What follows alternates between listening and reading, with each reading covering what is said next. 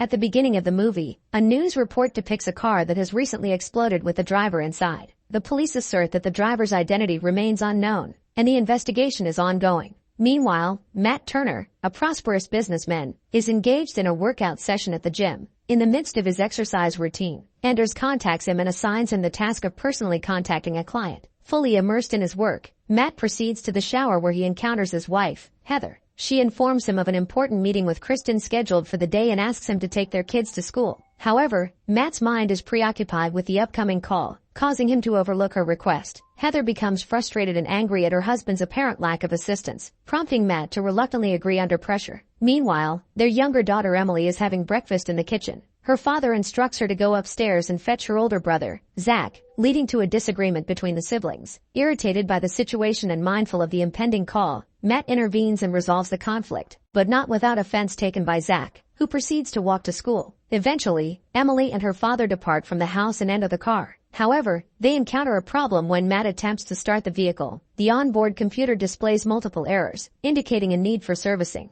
Disregarding the warnings, Matt decides to proceed with driving Emily to school, coercing Zach into joining them on the way. During the journey, Matt contacts his client Carl Unger, persuading him to consider further collaboration. Following the successful completion of the call, an unexpected mobile phone begins to ring within the car. Investigating the source of the sound, Matt discovers an unfamiliar phone and a call from an unknown number inside the car's armrest. Confused, he answers the call, only to be met with a sinister voice warning him of a bomb planted beneath his seat. Fearing for their safety, Matt abruptly terminates the call. Subsequently, a photo of Matt with his children appears on the mysterious phone, prompting him to inspect it closely. However, in doing so, he misses a critical turn and fails to notice a stationary car ahead until his children's screams alert him, allowing him to brake just in time. Revisiting the photo, Matt's unease intensifies as the strange phone continues to ring persistently. Despite his skepticism, he reaches under the seat and confirms the presence of a bomb with his own hands. Overwhelmed by horror and uncertainty, he pulls over and utilizes his phone to capture an image of the device, confirming its menacing reality. Trembling with fear, Matt is bombarded by incessant calls from the unknown number.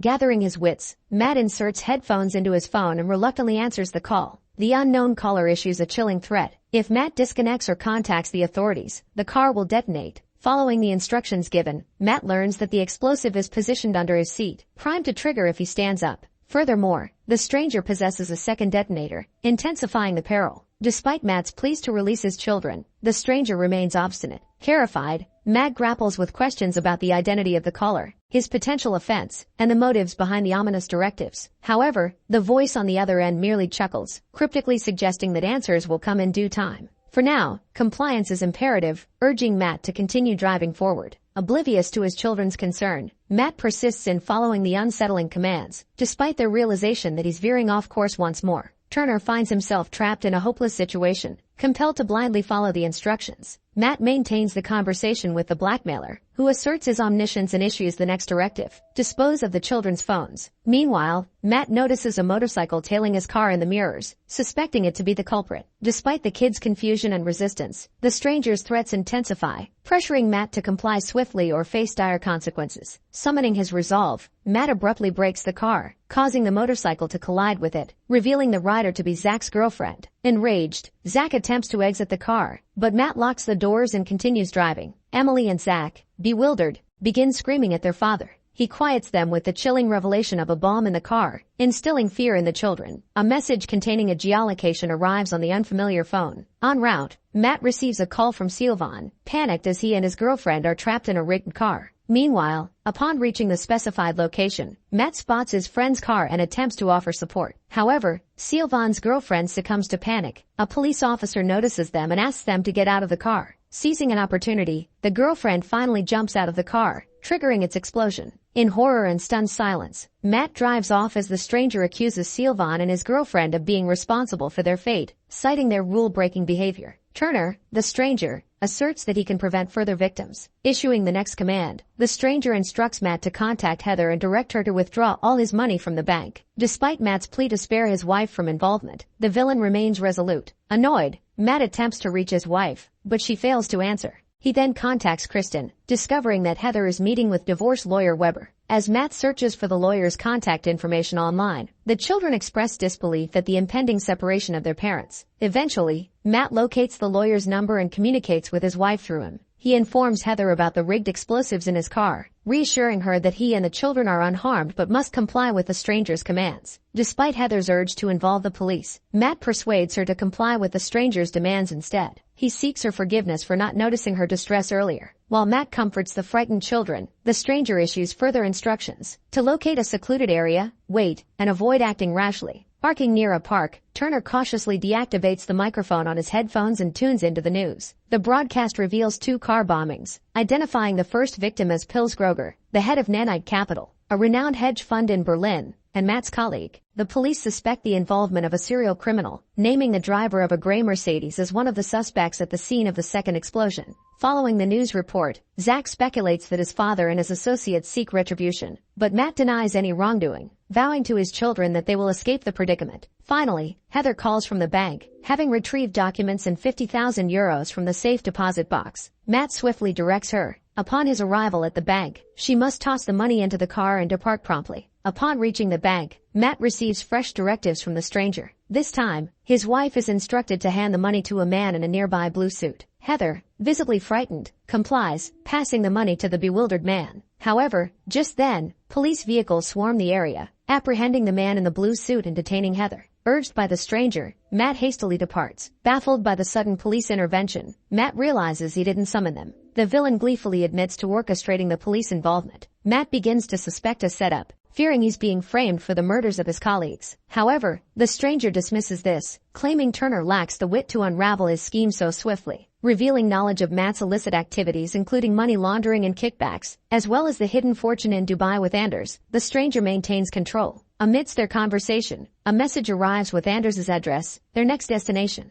En route to Anders's, Matt devises a plan, entrusting Zach with a phone containing a photo of the explosives, speculating about a potential phone connection to the bomb. Zach concurs, and Matt conceives an idea. Along the journey, Zach catches sight of a large street television broadcasting news implicating his father as the primary suspect in the car bombing and subsequent murder. Meanwhile, a call comes in from Heather, but when Matt answers, it's not his wife, it's Angela Brickman, a Europol agent. Matt desperately tries to convince her of his innocence, revealing his manipulation in the presence of a bomb in his car. He pleads for the mobile connection to be jammed to sever the stranger's communication with the bomb, but his pleas fall on deaf ears, and Matt is forced to terminate the call. Extremely dissatisfied with his hostage's compliance, the stranger demands that Matt accelerate their travel speed. Upon reaching the designated location, Matt and the children spot Anders sitting in his car. The stranger orders Anders to call his boss and put him on speakerphone. Under duress, Anders complies, threatening his boss to liquidate the Dubai fund or face dire consequences. Shocked by the betrayal, Anders complies with the demands. The villain then instructs Matt to transfer all the money to his account once Anders completes the task. Matt agrees, hoping for release. However, the stranger adds a sinister twist. Matt must retrieve the gun from the glove compartment and shoot Anders, or else face the detonation of the car with him and the children inside. The children plead with their father, reminding him of Anders's friendship. Tearfully, Matt struggles to comply but ultimately tosses the gun away. Tragically, Anders's car explodes, showering Matt and the children with debris. Regaining his senses amidst the chaos, Turner notices Emily's injury from a shard of glass, prompting her brother to provide makeshift first aid. This ordeal becomes the breaking point for Matt, who resolves to get his daughter to the hospital regardless of the risks. Fueled by anger, he threatens the stranger with vengeance, vowing to hunt him down. As Matt speeds towards the hospital, police and helicopters give chase. Despite momentarily losing communication in a tunnel, he's eventually intercepted upon arrival. Surrounded by law enforcement, Matt desperately implores them to aid his injured daughter. However, they dismiss him as a criminal rather than a victim.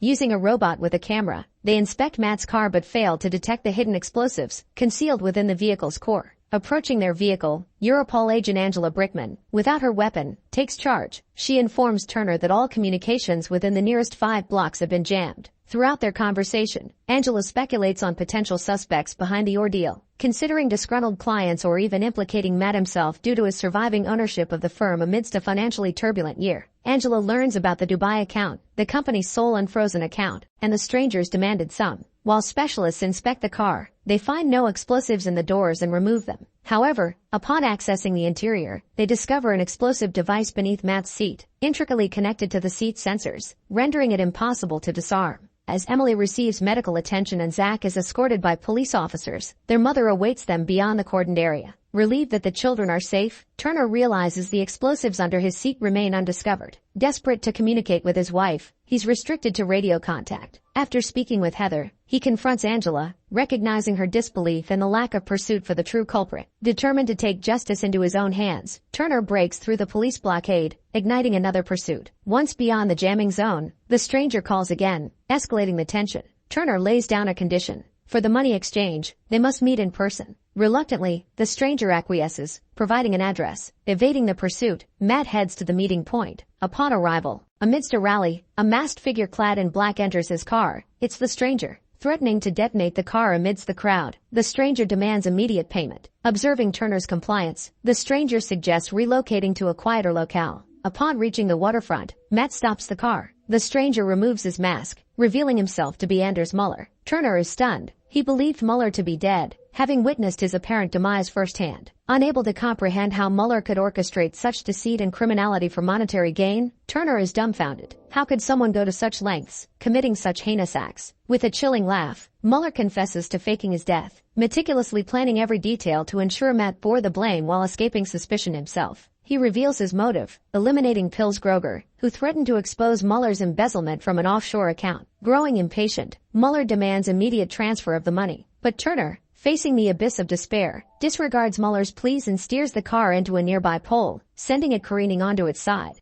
Precariously perched on the bridge's edge, both men teeter above the water. Struggling to free himself, Turner finally breaks loose from his seatbelt and plunges into the water. Meanwhile, Muller remains trapped in the vehicle as it succumbs to a fiery explosion, sealing his fate once and for all. As police swarm the scene, Agent Angela observes the inferno, relieved to see Turner emerge from the river alive. What would you do in